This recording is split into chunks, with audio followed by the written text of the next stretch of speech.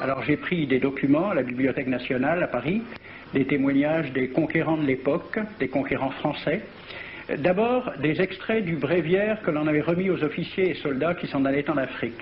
Cela s'appelait « Aperçu historique, statistique et topographique sur l'état d'Alger ». Voici quelques-uns de ces extraits. Ces contrées sont des terres vacantes, abandonnées aux mauvaises herbes par la paresse et l'indolence des morts. Les femmes du pays sont livrées par la paresse des Arabes, qui passent toute leur vie à fumer, à la turpitude de mœurs extrêmement relâchées. Elles n'ont pas de religion. Beaucoup doutent qu'elles aient une âme immortelle et croient qu'elles ne sont faites que pour la reproduction. Le climat aidant, les femmes sont nécessairement disposées au plaisir. Alors, allez-y, des terres vacantes et des femmes consentantes qui n'attendent que les soldats français.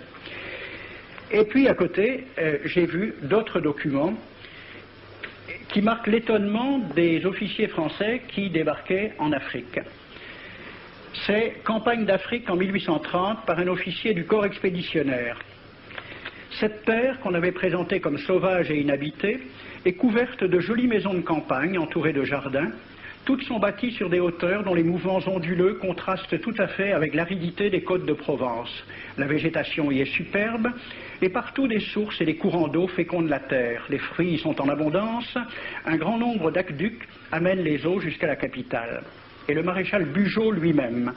J'ai reconnu que l'Algérie produit beaucoup de grains, une immense quantité de bétail. L'immensité des terrains ensemencés atteste l'existence d'une population beaucoup plus nombreuse qu'on ne le pensait.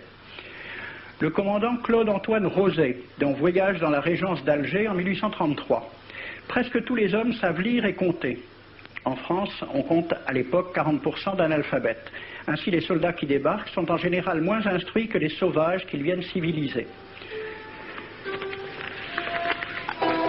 Le ministre de la guerre de l'époque, il s'appelait Girard. Il faut se résigner à refouler au loin, à exterminer même la population indigène. Le ravage, l'incendie, la ruine de l'agriculture sont peut-être les seuls moyens d'établir solidement notre domination. Savary, duc de Rovigo, apportez des têtes, bouchez les conduites d'eau avec la tête du premier bédouin que vous rencontrerez, au nom bien sûr de la civilisation. Christian, dans l'Afrique française, un détachement de l'armée parti d'Alger surprend la tribu désarmée des Olifia et massacre sur le champ tous les hommes, femmes, enfants, sans distinction. On parlera de 12 000 morts. Les troupeaux raflés aux Olifia seront vendus au consul du Danemark. Quant au reste du butin, il fut exposé au marché de Babazoun. On y voyait des bracelets de femmes, encore attachés à des poignets coupés, et des boucles d'oreilles pendant à des lambeaux de chair, au nom de la civilisation. Le colonel François de Montagnac. Selon moi, toutes les populations qui n'acceptent pas nos conditions doivent être rasées. Tout doit être pris, saccagé, sans distinction d'âge et de sexe. L'herbe ne doit plus pousser là où l'armée française a mis le pied. Saint-Arnaud, il était commandant et c'était aussi un mari très attentionné. Il écrit à sa femme « Chère Louise, je suis bivouaqué par une chaleur de 40 degrés au milieu de 20 villages superbes qui ne se sont jamais bien soumis. Je leur ai donné jusqu'à ce soir pour payer les impôts et les amendes que je leur inflige. S'ils ne s'exécutent pas, j'enverrai 3 colonnes brûler tout. » En juin 1845, la tribu des Ouled Riha, chassée de ses douars par les détachements incendiaires du colonel Pélissier, se réfugie dans des grottes de montagne. Ordre du maréchal Bugeaud. Si ces gredins se retirent dans leurs cavernes, imitez Cavaignac aux Béha, fumez-les à outrance comme des renards. Voici le récit d'un témoin, français bien sûr. Voir au milieu de la nuit, à la faveur de la lune, un corps de troupes françaises occupé à entretenir un feu infernal. Entendre les sourds gémissements des hommes, des femmes, des enfants et des animaux, le craquement des rochers calcinés s'écroulant. Le matin, quand on chercha à dégager l'entrée des cavernes, gisaient des bœufs, des ânes, des moutons. Parmi les animaux, entassés sous eux, on trouvait des hommes, des femmes, des enfants. J'ai vu un homme mort, le genou à terre, la main crispée sur la corne d'un bœuf. Devant lui était une femme tenant son enfant dans ses bras. Cet homme avait été asphyxié au moment où il cherchait à préserver sa famille de la rage de cet animal. On a compté 760 cadavres. Le 8 mai 1845, Saint-Arnaud découvre 500 Algériens qui s'abritent dans une grotte entre Ténès et Mostaganem. Saint-Arnaud ordonne à ses soldats de les emmurer vivants.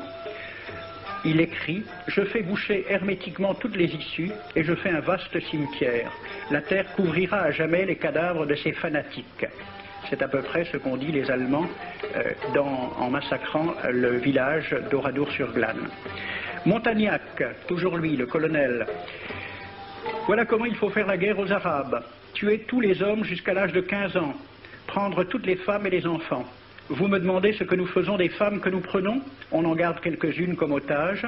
Les autres sont échangées contre des chevaux et le reste est vendu à l'enchère comme bête de somme.